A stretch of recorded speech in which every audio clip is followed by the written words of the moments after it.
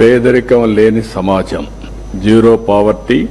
అదే సమయంలో P4, ఎందుకంటే ఆర్థిక అసమానతలు తగ్గించే లక్ష్యంగా P4 కూడా తీసుకొచ్చాం.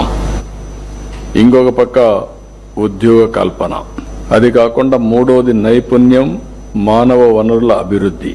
నాలుగోది నీటి భద్రత, తాగడానికి గాని, వ్యవసాయానికి, ఇండస్ట్రీకి, వాటర్ సెక్యూరిటీ.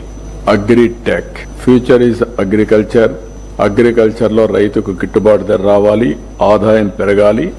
అందుకే ఈరోజు మనం అగ్రిటెక్ ని ఫోకస్ చేస్తున్నాం, వాల్యూ అడిషన్ కూడా ఫోకస్ చేస్తున్నాం.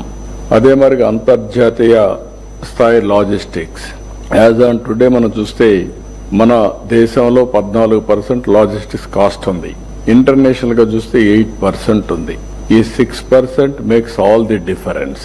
దీన్ని ఏ విధంగా సమర్థవంతంగా తగ్గించగలుగుతాం, ఏ విధంగా మనం ముందు తీసుకుపోతామని ఆలోచించడం కోసం అంతర్జాతీయ స్థాయి లాజిస్టిక్స్ ప్రొవైడ్ చేయాలనుకుంటున్నాం.